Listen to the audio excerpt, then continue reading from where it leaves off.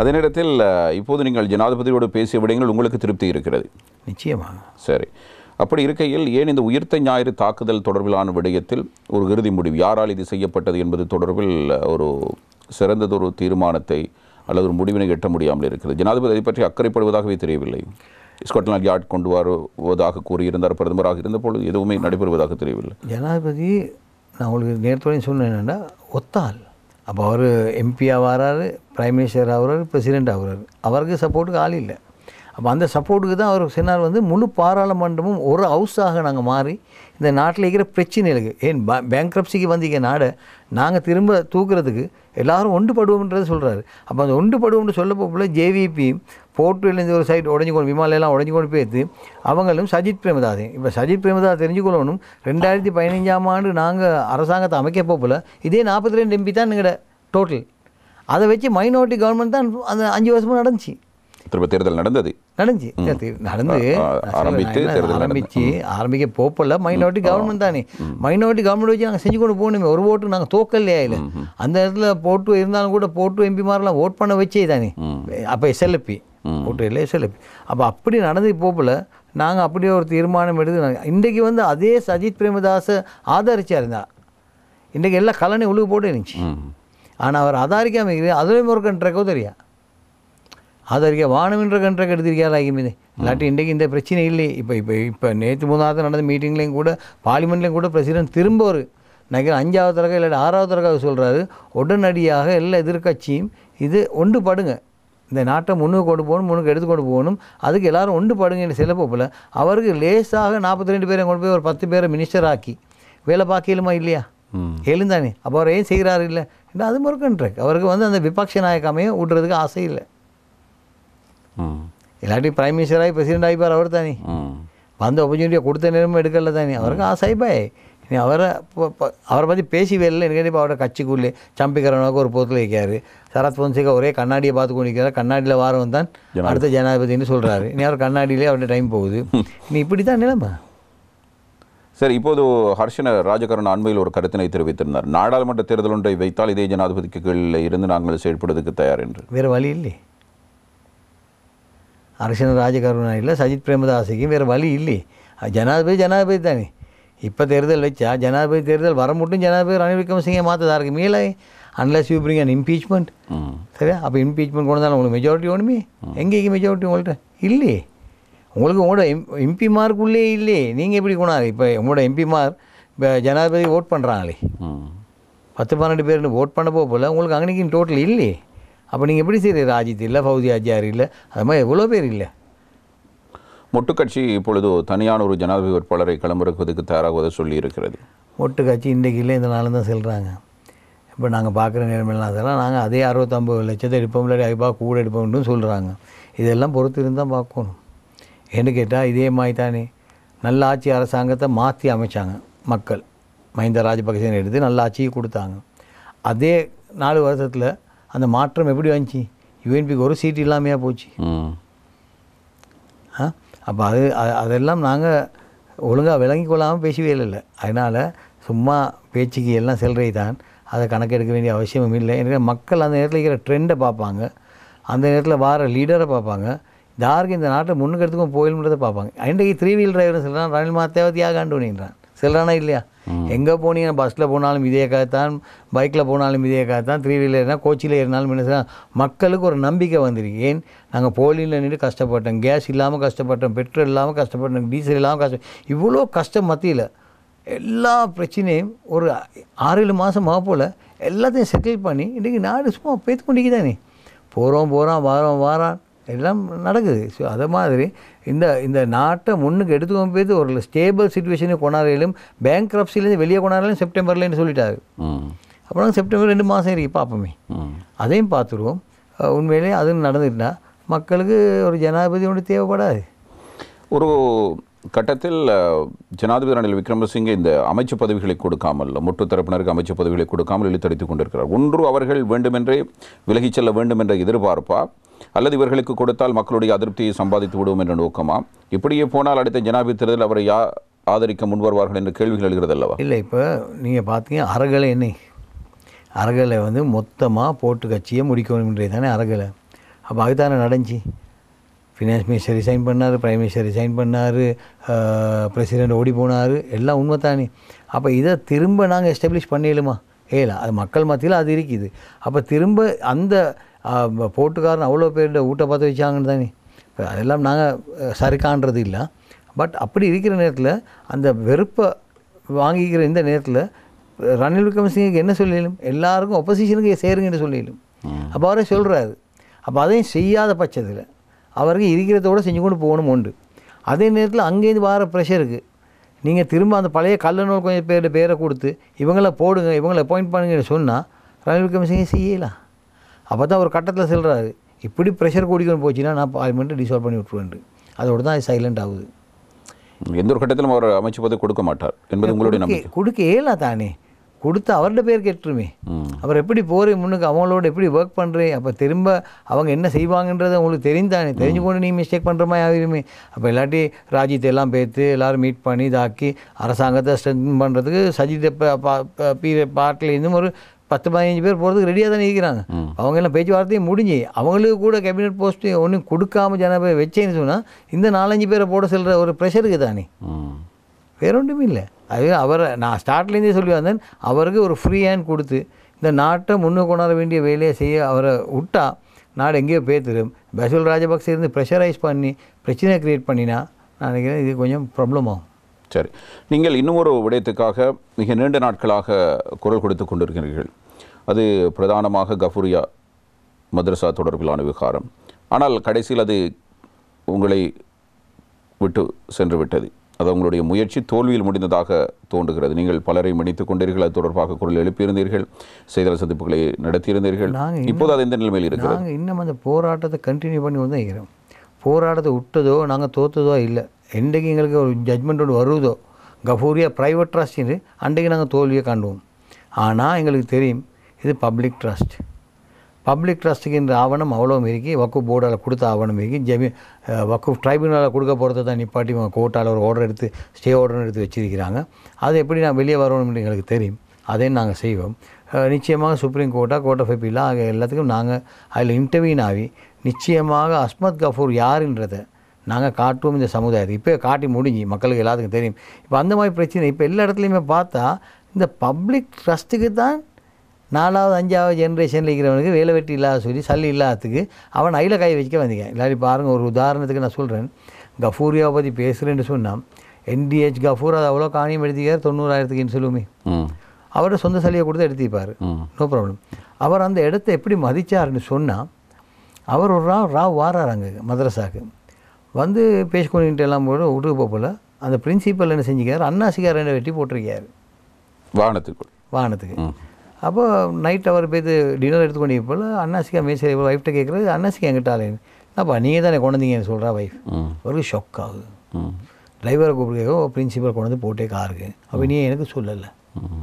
உடனே அடுத்த நாள் வெளில ஸ்கூலுக்கு போகிறாரு, பர்ஸ் எடுத்து பிரின்சிபலுக்கு வார்னிங் ஒன்று கொடுக்காரு. இது ஏண்டு இல்லை, அது ஏண்டு இல்லைன்ற எண்ணி இது நான் வக்குஃப் பண்ணப்பட்டது.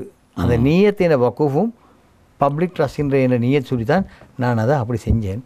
இனிமேல் இப்படி பண்ணக்கூடாது, அவங்களோட முட்டி எங்கே இருக்குன்னு சொல்லி அவரோட பர்ஸால் சல்லி எடுத்து அந்த முட்டியில் போடுற அன்னாசிக்கா 2க்கு. அப்போ அன்னாசிக்கா 2 அந்த ஹராத்தை தின்னேலாம் என்று நினைக்கிற NDH கஃபூர்ட அவருடைய காணி 4வது பரம்பரையில் வாரம் களவண்டை தான் ஓணும். இதெல்லாம் விற்று நான் சம்பாதிக்க கொடுத்தா எனக்கு மேலே பொண்டாடிக்கு மைனிக்கு மட்டும்தான் வருமானம் வரணும்ன்ற எண்ணத்தை நீ எடுத்தாயிண்டா அல்லா அவனே ஹலாக்காகி விடுவான். அது ஷுவர், நிச்சயம். நீங்கள் கோர்ட்டில் கேஸ் பேசி பெரிய பெரிய வாச்சாலி லோயர்மாருக்கெல்லாம் சொல்லி கொடுத்து நீங்கள் கேஸ் பேசலாம். பட் அல்லாட கோர்ட்லேக்கு கேஸ் உண்டு. அந்த கேஸில் ரெஜிஸ்டர் பண்ணி முடிஞ்சு அந்த ப்ரொசஸ் நடந்து கொண்டிருக்கு. அது சுருக்கா ஜட்மெண்ட் வரும், ஐடி ஜட்மெண்ட் வரும். கோர்ட்டில் ஜட்மெண்ட் வரும்போது அல்லாவுடைய ஜட்மெண்ட் வந்து அந்த குடும்பத்துக்கு சேரும்ன்ற நம்பிக்கை எனக்கு இருக்கு. எனக்கு ஏன்னா நான் எப்போ போராடினாலும் நீதிக்கும் நியாயத்துக்கும் போராடுவேன். நிச்சயமாக எனக்கு தெரியும் அதில் அல்லாவுடைய உதவி எனக்கு இருக்கி. நான் சொல்கிறதும் நடக்கும். கல்லெலியாலும் இதே பிரச்சனை. பிரின்சிபல் காலத்துக்கு கொண்டு வெளியே போட்டி சிங்கள சிகுடி மாற கொண்டு தான் எல்லாம் போடுறேன். இப்போ நீங்கள் எடுத்தீங்கன்னா கஃபூரியாவில் எல்லாம் சிங்கள பொடியை மாற கொண்டு போட்டு சிகுடியை போட்டு அவனோட தான் எங்களோட பிள்ளைகளை தள்ளுறேன். இப்போ பாருங்கள், அண்மையில் போன ஜும்மாக்கு பிள்ளைகள் வந்திருக்கான் 13 பேர். அவங்களோட பொஸ்தம் அவங்களோட உடுப்போல் எடுத்துக்கும் நான் பிரின்சிபலுக்கும் பேசுகிறேன், வக்குப் போர்டாலையும் பேசி பிரின்சிபலுக்கு சொல்கிறாங்க உடனடியாக அரேஞ்ச் பண்ணி அதை கொடுத்துருங்க. சரி, அவன் இல்லை கொடுக்குறேன். அப்போ அவங்களுக்கு இந்த அலப்பித்த புக்ஸ் சவுதியிலேருந்து வந்த புக்ஸ் எல்லாம் அவங்கள்ட்ட இருந்துக்கு அதெல்லாம் கொடுத்தும் இல்லை. ரைட், மദ്രസா இதை மூடி அந்த 62 பிள்ளைகளையும் அனுப்பி விட்டாங்க. நீங்கள் 9ஆம் தேதி வாங்கிட்டு தாய் தகப்பன் பிள்ளைகளெல்லாம் வராங்க. 9ஆம் தேதி மழை பெய்யுது, மழையில் வெளிலேருந்து 5 மூட்டை அந்த பிள்ளைகளை ஏற்படுத்தி வச்சாங்க, உள்ளுக்கு எடுக்கல. இந்த மாதிரி கர்மக்காரனூல் அநியாயக்காரனூல் தான் கஃபூரியா ஃபேமிலி இருக்கிறேன்றே தான் எங்களுக்கு ஒரு இல்லை. அவருடைய இந்த செயற்பாடு இவ்வளவு துணிகரமாக அதனிடத்தில் தெரியும், அவருக்கு இது வகுப்பு செய்யப்பட்ட சொத்து என்பதும் தெரியும், தெரிந்து கொண்டு செய்கிறார் என்றால் இதற்கு பின்னால் ஏதேனும் அரசியல் பின்புலம் இருக்கிறதா? உண்மையிலே அவனுக்கு அரசியல் ஒன்றும் இல்லை, சல்லி தான். எனக்கு கேட்டால் முதல் ரிலீஸ் பண்ணி நோ லிமிட்டுக்கு தானே, நோ லிமிட் ஆச்சார் முபாரக் ஆச்சார் வந்து சொல்லிட்டார், எத்தனைக்கும் எனக்கு இந்த ஹராம் வேணும், இது வக்குஃப் செய்யப்பட்டது மற்ற பப்ளிக் ட்ரஸ்ட் தெரிஞ்சதோடு அவர் சொல்லிட்டார் என்னை சல்லியமானவன்ட்டு போய்த்தார். ஆனால் இவன் இன்ன வரைக்கும் அந்த சல்லியத்துக்கு தான் கொடுக்கவே இல்லை. முபாரக் ஆச்சார் அந்த சல்லியம் விளையாடிட்டு தான் இவன் இந்த சல்லியை வச்சு வீசிக்கிறான். 1.4 பில்லியனுக்கு ரிலீஸ் பண்ணியிருக்கான். ஒரே நாளில் 3 டிரான்சாக்ஷன் நடக்குது இரஃபான். இதை கேட்குறதுக்கு இதாக இருக்கிறா, இதை பார்க்குறதுக்கு இதாக இருக்கா. அதுக்கெல்லாம் இன்வெஸ்டிகேஷன் நாங்கள் சிஐடிக்கு இன்ஃபார்ம் பண்ணிக்கோம்.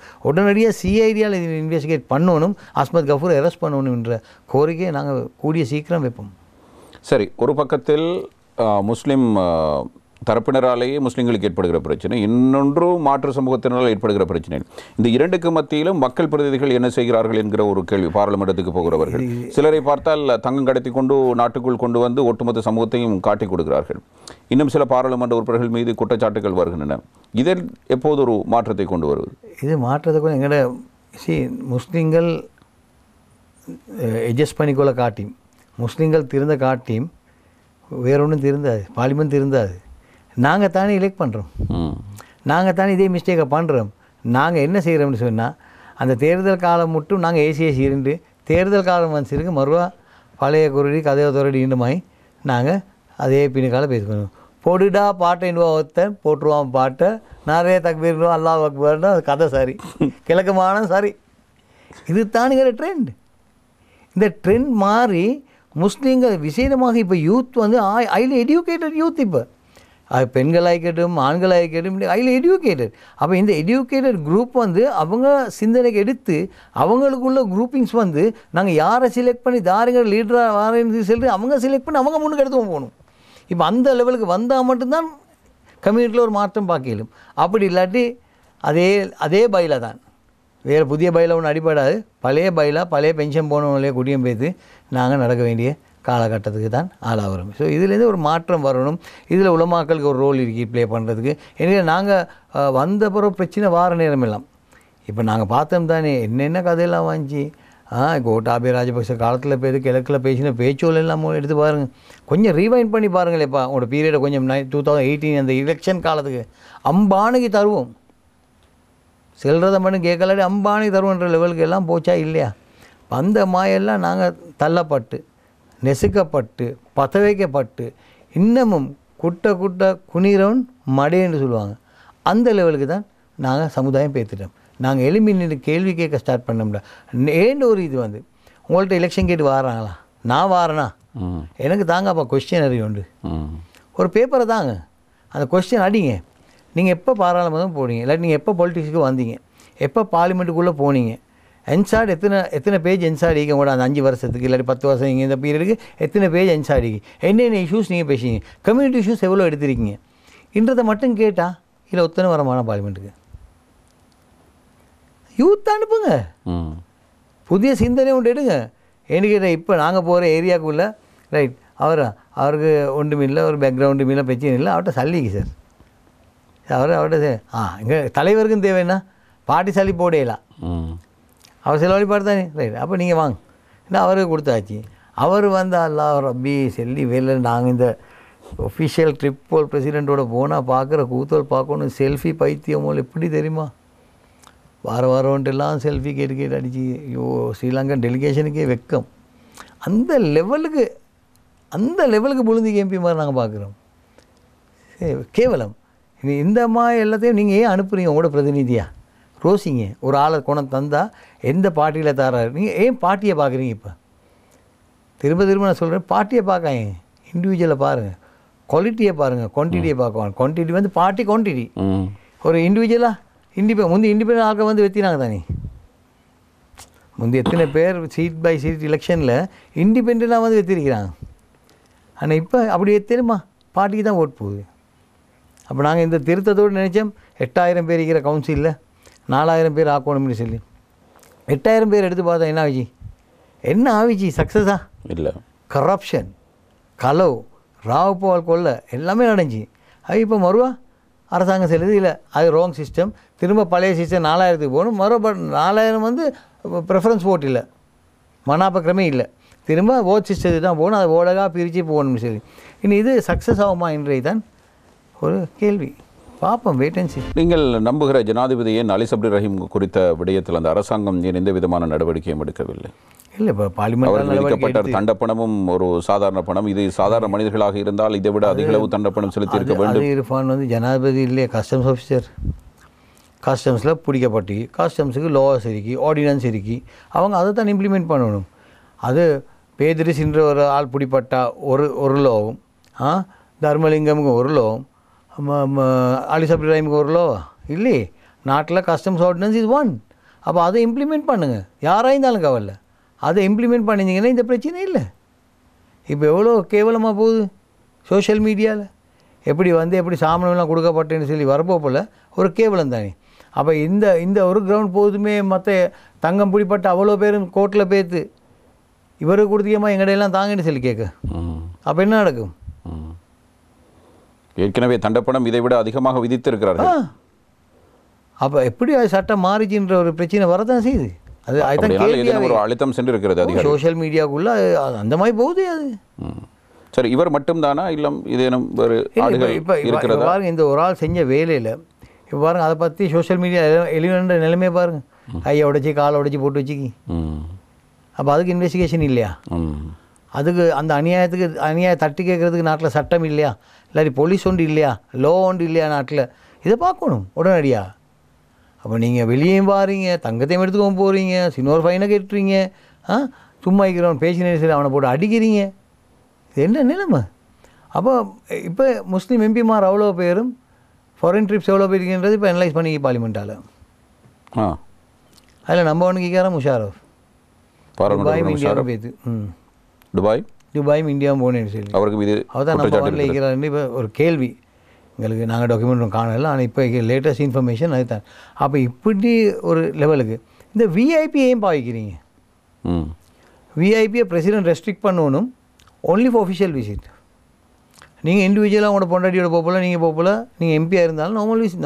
நாங்கள் எவ்வளோ சிங்கிள் எம்பிஸை நாங்கள் காண்ற நார்மல் சேனலில் அவங்களுக்கு ஏழ்மை ஃபாரின் மினிஸ்டருக்கு இன்ஃபார்ம் பண்ணிட்டு விஐபியில் வந்து போகிறாங்க இல்லையே, எல்லாம் நார்மலாக தான் போகிறாங்க. நீங்கள் ஏன் மட்டும் விஐபி பாய்க்கிறீங்க? பிகாஸ் உங்களுக்கு கஸ்டம்ஸும் இல்லை, இமிக்ரேஷனும் இல்லை. இதை எங்களுடைய பாராளுமன்ற உறுப்பினர்கள் மாத்திரம்தான் பயன்படுத்துகிறார்கள். அந்த மாதிரி பாருங்க, இவர்கள் பாராளுமன்றத்தில் பேசுவதில்லை இந்த மாதிரி விடயங்களை. இதில் தான் கூட இப்போ அந்த ப்ரிவிலேஜ் தானே. நீங்கள் எம்பின்னு போல உங்களுக்கு ஒரு ப்ரிவிலேஜ் இருக்குது, அந்த ப்ரிவிலேஜை ஃபுல்லாக 100% யூஸ் பண்ணுறீங்கடாக்க மட்டும்தான். நீங்கள் எந்த ஒரு கட்டத்திலும் யாரையும் எதிர்த்து பேசுவதற்கு தயங்குவதில்லை. அதே நேரத்தில் கட்சித் தலைவர்களாக இருந்தாலும் நீங்கள் நேர்படியாகவே பேசிவிடுவீர்கள். இந்த அளவுக்கு ஆசாசால் எங்களை பேசுவதற்கு அவர் தகுதியானவரா என்று அவர்கள் ஒரு கூட்டத்தில் பேசக்கூடும் அல்லது கருதக்கூடும். இதற்கு உங்களுடைய பதில் என்ன? நான் எதையும் ஃபேஸ் பண்ணுறவராக இருந்தேன், எனக்கு எந்த பயமும் இல்லை. ஏன்னா ஷீட் க்ளீனாக இருந்தால் if I have no skeleton in my cupboard நான் ஒரி பண்ண வேண்டிய அவசியமே இல்லை. அது சொல்லி தானே இன்றைக்கி எல்லா இன்டர்வியூஸுக்கும் போகிறேன். எல்லா இன்டர்வியூஸ்லேயும் ஒன்று நான் எழுதி கேட்குறது இல்லை. சில லீடர்ஸ் வர போல் அவங்கள்ட்ட சொல்லுவாங்க, நீங்கள் என்னத்தை என்கிட்ட கேட்கணும், நான் என்னத்தை பேசணும்னு சொல்லுவாங்க. அதான் சார் எப்பயும் சொல்ல மாட்டார், எவனை கொண்டாருன்னு கேட்கவே மாட்டேன். இப்போ நான் இவ்வளோ டிபேட்டு மற்ற டிவி சேனல்ஸுக்கு போகிறேன், அங்கே என்கிட்ட சொல்லுவாங்க ஒரே ஒரு விஷயம், நீங்கள் ஒரு ஆள் மட்டும்தான் எங்கள்கிட்ட கேட்குறது இல்லை, யார் அடுத்தே வாரேண்டு. உங்களுக்கு தெரியுமா, நான் போகிற டிபேட்ஸில் செல்லாமல் கொண்டு 2-3 தரக்க மாட்டிக்கொண்டே தான் விமல் வீரவன்சு உதயகம்மம் பிள்ளைலாம். இப்போ அவங்க வாசுதேவ இந்த 3 பேரும் சொல்லியிருக்காங்க எல்லா சேனல்லையும், அசாத் சாலியை கொண்டாடுன்னு எங்களையோ செல்ல வானமுடு.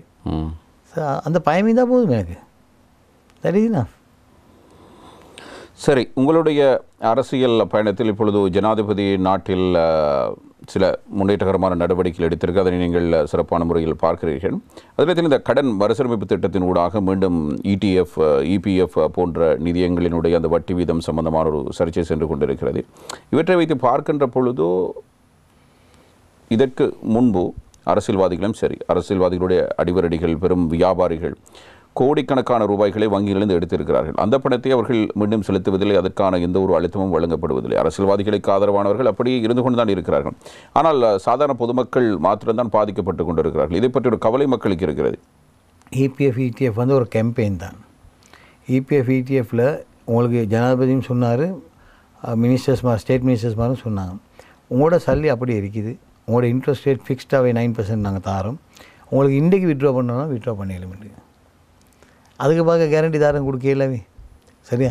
அது பிறகு இவங்க பிளேட்டை மாற்றினாங்க. இல்லை அதுக்கு வர நஷ்டம் எவ்வளோ, நஷ்டமெல்லாம் வரத்தானே செய்யும். இப்போ நீங்கள் வந்து இன்றைக்கி அவர் அரசாங்கத்தை கொடுக்குறீங்க. இப்போ இன்றைக்கி நாங்கள் இங்கே ஸ்டேட் டெலிவிஷனை எடுத்து பார்ப்போம். நாங்கள் ஒருத்தவங்க எப்படி பூம் பண்ணி கொண்டு போனோம், இன்றைக்கி ஏன் இப்படி குறைஞ்சி கொண்டு போகிறோம்? அது தாட்ட கையில் இருக்குது. வார சேர்மனும் மேனேஜிங் டைரக்டர்கிட்ட கையில் தான் இருக்குது. அவங்களோட கையில் தான் இதை நல்லா கொண்டு போயிடுமா, இதை இறக்கி விடணுமா, அவங்க என்ன கான்ட்ராக்டில் அவங்க வராங்கன்னு எங்களுக்கு தெரியாது. இப்போ அந்த மாதிரி தான் ஒரு ஜனாதிபதி வந்தாலும். அப்போ ஜனாதிபதி வரப்போல் ஒரு குறிய நோக்கத்தில் போகிற ஒரு ஜனாதிபதியை பார்த்தோம்னு சொன்னால், இந்த நாட்டில் 225 பேர் இருக்கிற பார்லிமெண்ட்டில் நாங்கள் பார்க்க எக்ஸ்பீரியன்ஸ் உள்ள 6 தரக்க பிரைம் மினிஸ்டர் இருந்த ஒரு ஆள், ரைட்? இந்த நாட்டுக்கு ஃப்ரீ எஜுகேஷனில் ஒரு பெரிய ரோல் ப்ளே பண்ணி, யூத் இதில் அவர் பெரிய ரோல் ஒன்று ப்ளே பண்ணு. அது எல்லாத்தையும் நாங்கள் அவரோட க்ரெடிபிலிட்டியை பார்த்தோம்னா, அந்த 6 வருஷத்தில் 6 தரக்க பிரைம் மினிஸ்டர் செஞ்சதை இந்த நாட்டில் எந்த ஒரு ஜனாதிபதியோ பிரதம மந்திரி செய்யலை. அதை இருக்கி அவர் வந்து போட்டுக்கொண்டு செஞ்சேன்னு சொல்லிக்கொண்டு போக மாட்டார். மீட்டிங் வச்சு தான் செஞ்சேன், அடுத்து என்ன செய்யணுன்றதை சொல்லுவார். அதில் மக்கள் விளையங்கொண்டு அவரோட திறமை என்னன்னு சொல்லி. இப்போ நாங்கள் யாராவது அவர்கிட்ட போய் சொன்னோமா, இந்த ஸ்வீடனில் குர்ஆனை பற்ற வச்சுக்கா நீங்கள் ப்ரொடெஸ்ட் பண்ணுங்கண்டு சும்மா சொல்லுங்க பாப்போம். இல்லை அது யாராவே சொன்னாங்களா? இல்லை. அவர் ஸ்பான்டேனியஸ்டாகவே வளமையாக சொல்லுவாங்க, இவர் முஸ்லீம் நாடுக்கு போகல, முஸ்லீம்களை பேசலைன்றது தான் அவருக்கு இருக்கிற குற்றச்சாட்டு. ஆனால் குர்ஆனை பார்த்து வச்சிருக்கு ஜமியாவோ நாங்களோ முஸ்லீம் லீடர்ஸ் மாரோ தாருமே கண்டெம் பண்ணும்போது உலகத்துக்கே கண்டெம் பண்ணி விட்டேதாரு ரணில் விக்ரமசிங்க. விட்டே மட்டும் இல்லை, எங்களோட எம்பசிடர்ஸ்மாருக்கு உடனே இன்ஃபார்ம் பண்ண, காமன்வெல்த்துக்கு இதை இன்ஃபார்ம் பண்ணுங்கள். Take it, not only take it with human rights. பாகிஸ்தானால் தேர்ஸ்டே கூட ரெசல்யூஷனுக்கு ஃபுல்லி சப்போர்ட்டிவ் ஆயிருங்க, ரைட்? ஃபுல்லி சப்போர்ட்டிவ் ஆயிருங்க. You can. And also double standard of Sweden government அவர் அதை க்ளீனாக எக்ஸ்போஸ் பண்ணுறாரு. எப்படி சொல்கிறாருன்னு சொன்னால், அவங்க வந்து ஹியூமன் ரைட்ஸ் வயலேட் பண்ணி போட்டுட்டு, ஃபண்டமெண்டலி ஹியூமன் ரைட்ஸை வயலேட் பண்ணி பற்ற வைக்கிறதுக்கு அனுமதி கொடுத்த மாதிரி கொடுத்துட்டு, அது கொடுக்காமல் அதுக்கப்புறம் சொல்கிறாங்க அவரோட ஃப்ரீடம் ஆஃப் ஸ்பீச்சில் நாங்கள் இதை அலோவ் பண்ண முடியும். அது என்ன ஸ்டாண்டர்டு? அப்போ குர்ஆன் வந்து ஃப்ரீடம் ஆஃப் ஸ்பீச்லேயே வருது. அப்போ மற்ற கிறிஸ்டியன்ஸ் என்ன செய்யும், ஏப்ராஹாம்ட மார்க்கத்தை நீங்கள் கேவலப்படுத்துறீங்க, அதை பற்ற வைக்க விட்டுறதுக்கு ஏலாயின்னு சொல்லி நீங்கள் கிறிஸ்டியன் கம்யூனிட்டி ரைஸ் பண்ணுறாங்க.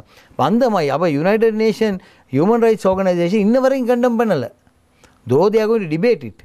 அவங்க இன்னும் இதை கண்டெம் பண்ணலைன்றது தான் ரணில் விக்ரமசிங்கோட ஸ்டேட்மெண்ட். இது உண்மையிலே பாராட்டக்கூடிய ஒரு ஸ்டேட். இல்லை, இது ஒரு பாரதூரமான விடயம். அவருக்கு சர்வதேச ஆதரவு தேவைப்படுகிற ஒரு காலம். அந்த காலப்பகுதியில் அவர் ஒரு ஸ்வீடன் அரசு மாத்திரமல்ல, மனித உரிமைகள் அமைப்பு, அதற்கு ஐக்கிய நாடுகள் சபை எதிர்த்து ஒரு கருத்தினை வெளியிடுவது, எல்லாரும் இதை பற்றி எடுக்கணும், பேசணும், ப்ரொடெஸ்ட் பண்ணணுன்ற ஐடியா அவர் பூம் பண்ணுறேன்னு சம் சேஞ்ச். உண்மையில் பாராட்டக்கூடிய ஒரு சேஞ்ச். அதுதான் நான் உடனே ஸ்டேட்மெண்ட்டை போட்டு நீங்கள் பார்த்துருப்பீங்க. ஸ்டேட்மெண்ட் போட்டு நாங்கள் முஸ்லீம் கம்யூனிட்டின்ற போது நாங்கள் we salute you sir for what you have done for spontaneously taking up this. அந்த நேரத்துக்கு அந்த உரிய நேரத்தில் எடுக்கலாடி வேலை இல்லை. இப்போ 2 மாதத்துக்கு பிறகு ஸ்டேட்மெண்ட் வளமே எங்கள் தலைவர்மார் ஜனாதிபதியை கண்டு அவருக்கு பேசி, சார் எல்லாரும் பேசுகிறாங்க, நீங்கள் செய்யலைன்னு சொல்லி அவரோட ஸ்டேட்மெண்ட் 1 மாதம் 2 மாதத்துக்கு பிறகு விட்றதுல எந்த ஒரு ப்ரோசனும் இல்லை. இது யாருமே செல்லாமல் ஸ்பான்டேனியஸ்லி இதை எடுத்து அவர் செஞ்சதை நினச்சி உண்மையிலே சமுதாயம்ன்ற முறையில் எங்கள்கிட்ட பாராட்டி ஜனாதிபதிக்கு இந்த மாதிரி இதை யாரும் எதிர்பார்க்கல. ஜனாதிபதி எப்படி இப்படி மாறினார்? இப்படித்தான் இல்லை, கடந்த காலங்களில் அவரிடம் இவ்வாறான செயற்பாடுகள் நடப்பதில்லை. சில விடங்களில் மௌனமாக இருந்து விடுவார். மனிதன் இந்த நாள் ஒரே மாதிரி இருக்கிறது இல்லை, அவனுக்குள்ள ஒரு மாற்றம் வரும். இப்போ அவருக்கு அவருடைய வயசோட அவருக்கு விளங்கும் தானே, இது அவருக்கு தார் கொடுத்த கிஃப்ட்னு சரி. அந்த கிஃப்ட் ஒன்று எனக்கு கிடைச்சி உண்மையில் யார் நினைச்சா, தோத்த ஜனாதிபதி திரும்ப எல்லாரும் சேர்ந்து ரணில் விக்ரமசிங்க ரிஜெக்ட் பண்ணியாச்சு. இப்போ அவர் எம்பியும் இல்லை, அப்படி அவரை ரிஜெக்ட் பண்ணி அப்படிக்கு கேவலமாக எல்லாம் பேசிக்கொண்டு நின்ற சீருக்கு அவர்கிட்ட இருக்கிற நேஷனல் லிஸ்ட்டுக்கு 8 மாதமாக ஒருத்தரும் வராமைக்கு போகல. அவர் அந்த லிஸ்ட்டில் அனுப்புகிறாங்க. அது வந்து கொஞ்சம் காலத்துக்குள்ளே அவர் சொல்கிறாரு, இந்த நாட்டில் இருக்கிற பிரச்சனைக்கு IMF போரை தான் ஒன்லி சொல்யூஷன் சொல்கிறாரு. அதை ஏற்றுக்கொள்கிறான்ல பேசில். அவர் ப்ரூவ் பண்ணுறாரு, IMFோட எக்ரிமெண்ட் இருக்கு, அவங்க எக்ரிமெண்ட் தந்திருக்காங்கன்னு. அது பொறுத்து அவங்க ஏற்றுக்கொள்கிறாங்க, எக்ரிமெண்ட் காப்பி கொண்டு இருக்கின்று. ஏன் ரணில் விக்ரமசிங்க அந்த நேரத்துலையும் ரணில் விக்ரமசிங்க சாக்கில் அந்த எக்ரிமெண்ட் இருக்குது. அப்போ அவங்களோட IMF ரெப்ரசன்டேட்டிவ் பசிலோட ஃபினான்ஸ் மினிஸ்டராக பேசினதுக்கு என்ன, ரணில் விக்ரமசிங்கோட நெகோசியேட் பண்ணியிருக்கான் அவர் எம்பியும் இல்லாத காலத்தில். ஏன் அது சரி இந்த நாட்டில் பேசக்கூடிய ஒரு ஆள், விஷயம் விளங்குற ஒரு ஆள் இவர் தான். சரி அது அவர் கொடுத்து அவர் சென்னை தான் சரியாக வந்துச்சு. IMF போனாங்க, IMF கிடைக்காதுன்னு சஜித் பிரேமதாஸ் சொன்னார். எல்லாருமே UNPயில் அந்த SJPயில் சொன்னாங்க, அன்றகுமாரதி சொன்னாங்க. கடைசியில் என்ன, IMF ரணில் விக்ரமசிங்கே நம்பினான், அவருடைய லீடர்ஷிப்பை நம்பினான், கொடுத்த IMF லோன். செகண்ட் குவார்ட்டர் செப்டம்பரில் உங்களை பேங்க்ரப்சியில் நாங்கள் எடுத்து போடுறோம். இது மக்களுக்கு ஒரு வெற்றிகரமாக இல்லையா, விளங்குது இல்லையா, செய்யக்கூடிய ஒரு ஆள் கையில் தான் பேத்திருக்கிறாருன்னு. அப்போயே நாங்கள் இதை மாற்றணும். திரும்ப நாங்கள் ராஜபக்சமாட்ட கையில் கொடுக்குறதா, இல்லாட்டி வேறு ஏதாவது கையில் கொடுத்து இன்எக்ஸ்பீரியன்ஸ் ஒரு ஆளை கையில் கொடுத்து நாட்டை திரும்ப பழைய லெவலுக்கு தள்ளி விட்டுறதா? அவர்கள் பின்னால் இருக்கிறார்கள் என்பது தானே பிரச்சனையே. பிரச்சனை அந்த பிரச்சனைக்கு நாங்கள் செல்கிற எக்ஸ்பிளனேஷன் விளங்கணுமே மக்களுக்கு. காரணம் யார்? இவங்க பின்னுக்கால் இருக்கோம்னா அவர் தாரை நம்பி நிற்கிது. இப்போ அவருக்கு பட்ஜெட்டை பாஸ் பண்ணணும். அப்போ அவருக்கு ஓட்டு எங்கேயும் வரும்? அந்த போட்டோக்காரன் இருக்கிற ஓட் மட்டும்தான் இருக்குது. அப்போ நீங்கள் 42 பேர் வந்தீங்களா பிரச்சனை இல்லை, மற்ற ஒப்போசிஷன் பார்ட்டிஸ்லாம் வந்தால் பிரச்சனை இல்லை. இப்போ எப்படின்னா விமல் வீரவன்ச, உதயகாமம் பிள்ளை, சன்ன ஜெயசுமன் இவங்க எல்லாம் நாங்கள் எல்லாம் தான் அங்கே பார்ட்டிக்குள்ளே போட்டோக்கிலேருந்து நல்ல மனுஷர், நாங்கள் தான் இப்போ போராடுறோம் ராஜபக்சமாருக்கு விரோதமாக. அப்படியே ராஜபக்சமார் இந்த மாதிரி வருத்தத்தில் போட்டு நாசமாக்கி ஹராபாக்கி விட்டு நீங்கள் செத்தான். இந்த செத்தான் அங்கேருந்து நாசமாகி சன்ன ஜெயசுமன் எல்லாம் என்ன வியத்மாக. இப்போது தமிழர்களுடைய சவுத் ஈஸ்டர்ன் யூனிவர்சிட்டி எடுங்களே, சவுத் ஈஸ்டர்ன் யூனிவர்சிட்டியை அங்கே ஒரு எக்ஸாம் வச்சு தானே ஒரு வைஸ் சான்சலர் செலக்ட் பண்ணுவாங்க. அப்போ அங்கே நீங்கள் 78 எடுத்த மார்க் எடுத்தவனும் இல்லை, 75 மார்க் எடுத்தவன் இல்லை, 68 மார்க் எடுத்தவனுக்கு ஏன் கொடுக்கு, அவன் வியாத்மாகேன்னு சொல்லி. அப்போ முஸ்லீம் எவ்வளோ பேர் வியாத்மாக்களை போய் சேர்ந்தான், என்னது பதவிக்கு தானே. அப்போ அந்த 68 மார்க் எடுத்து கொண்டு போட்டோனை போட்டு 15 MBA யூனிவர்சிட்டிக்குன்னா 15ஆவது எடுத்து கொண்டு வச்சதுக்கு தான் கொடுத்தீங்க, சரியா? அப்போ நாங்கள் என்ன சொல்கிறோம்டா, அஷ்ரஃப் அவர்கள் என்ன கனவுன்னு கண்டிருப்பார். இப்போ நாங்கள் பழைய ஆட்களை பேசினா பழைய ஆட்களை கூட நம்பிக்கை துரோகம் நாங்கள் சமுதாயம் பண்ணி தானே. டாக்டர் பதுதீன் முகமது பொன்னட்டு கோசக வச்சு டீச்சர் அப்பாயின்மெண்ட் சைன் பண்ணி கொடுத்தாரு. எலெக்ஷனும் நடக்குது, அப்பாயின்மெண்ட்ஸ் கொடுத்து அவர் என்ன செய்னார், என்னையே தோக்கடிக்க போகிறான்னு தான் கொடுத்தாரு. தோக்கடி தான் அனுப்பினாங்க. அதுதான் எங்களோட சமுதாயம். நாங்கள் ரெக்கக்னைஸ் பண்ணல யார் நல்லவங்க கேட்டவர். இப்போ பதுதீன் முகமது ஒரு நாள் ₹1 எடுத்திப்பாரா, சரி ராஜிக் பேர் எழுதிப்பார், எல்லாம் அவங்களோட சொந்த காணிஸ் பூமியெல்லாம் கொடுத்த ஜென்ரேஷன் தான் அது. இப்போ இருக்கிறதே களவான்ற சமுதாயமாக மாறிட்டோம். அந்த கள்ள நூலை ரெக்கக்னைஸ் பண்ணுற சமுதாயம் தான் முஸ்லீம் சமுதாயம். நல்லவனை ரெக்கக்னைஸ் பண்ணுறதும் இல்லை, நல்லவனுக்கு ஒரு இடத்த கொடுக்க வேண்டிய இதில் அவன் நல்லதை செஞ்சுட்டாண்டு எப்ரிஷியேட் பண்ண இயலாத ஒரு சமுதாயம் தான் எங்களோட சமுதாயம். இப்போ இதான சார், இப்போ சப்ரி ஹாலிம்டீன் வக்குப் போர்டில் இருக்கின்ற காலம் உண்மையிலே அதை தாசன் ஒழுங்காக அனலைஸ் பண்ணான்னா ஒரு பெஸ்ட் சேர்மன் எவர் ஹெல்டுன்னு சொல்லலும். அந்த மாய்க்கு டாக்குமெண்ட் பண்ணியிருக்காரு. அந்த மாய்க்கு பள்ளிவாசல் மதரசாக்கள் எல்லாம் செப்பரேட் பண்ணி டாக்குமெண்ட் செஞ்சு எல்லாம் சாக்கி இன்றைக்கு இல்லை வக்குப் போர்டுக்கு ஒரு ஒரு ஒரு எடுத்துக்காட்டாக சப்ரி அலிம்னி செஞ்சுக்கார். அப்போ நேற்று ஜெமியாவில் நடந்த மீட்டிங்கில் வச்சு நான் சொன்னேன், எங்களோட சமுதாயம் எதையும் எப்ரிஷியேட் பண்ணாத சமுதாயம். ஆனால் இந்த இடத்துல நான் உங்களை எப்ரிஷியேட் பண்ணணும். I appreciate Sabri Halimni for whatever service that you have done for the community and putting all these things in order at the Waqf board. இப்போ லோ ரிஃபார்ம்ஸ் கமிஷன்லேயும் அவர் இருக்கார். இப்போ அதில் தான் இந்த MMDA வார்போப்பில் அவரோட டிராஃப்ட்டை தான் நாங்கள் பார்க்குறோம். இப்போ அதை மாதிரி எங்களை செய்கிற ஆட்கள், கண்ட்ரிபியூட் பண்ணுற ஆட்களை நாங்கள் எப்ரிஷியேட் பண்ணினா தான் அவங்களுக்கு ஒரு ஊக்கமோடு வரும். நாங்கள் இந்த இடத்துக்கு கூட செய்யணும். எங்களோட சமுதாயம் இதை நல்ல சொல்கிறாங்க, அவங்க எப்ரிஷியேட் பண்ணுறாங்க, அப்படி நீக்கணும். நாங்கள் எடுக்கிறத செய்கிறத எல்லாம் ரோங்னு கொண்டு நீந்தோம்னா எங்களுக்கு முன்னுக்கு போயிடலாம். நன்றி ஆசஸ் அலி அவர்களே. நீங்கள் மிக முக்கியமான விடயங்களை தொட்டு காட்டியிருந்தீர்கள். அதிலும் குறிப்பாக மக்கள் மத்தியில் ஒரு விழிப்புணர்வு வர வேண்டும் என்பது உங்களுடைய விருப்பமாக இருக்கிறது. பொறுத்திருந்து பார்ப்போம். நல்லவர்கள் அந்த இடத்தில் ஒரு மாற்றம் வருவதற்கான சமூகத்தில் உயர்ந்த மனம் படைத்தவர்கள், அதனிடத்தில் மக்களுக்கு சமூக சேவை ஆற்றக்கூடிய பாங்குள்ளவர்கள் கிடைப்பார்கள் என்ற நம்பிக்கையோடு நாங்கள் நிகழ்ச்சியை நிறைவு செய்து கொள்கிறோம். உங்களுடைய எண்ணம் நிறைவேறட்டும். உண்மையிலே நன்றி இந்த சந்தர்ப்பத்தை தந்ததுக்கு. இந்த மாதிரி ஒரு டைமில் இது எக்ஸ்பிளனேஷன் மக்களுக்கு தேவை. கடைசியாக சில எலிமெண்ட்னா இதாயத்தை கொடுக்குற அல்லாஹ் மக்களுக்கு நல்லா இதாயத்தை கொடுத்து எது சரியாக காண்றதுக்கு சந்தர்ப்பத்தை கொடுக்கணும் என்ற வேண்டுகோளோடு முடிச்சுக்கொள்ளும். ஆமீன் சொல்லி நானும் முடித்துக் கொள்கிறேன். அதிர்வு அதிகாரம் 2 நிகழ்ச்சி இத்துடன் நிறைவுக்கு வருகிறது. மற்றும் ஒரு நிகழ்ச்சியில் மீண்டும் சந்திப்போம்.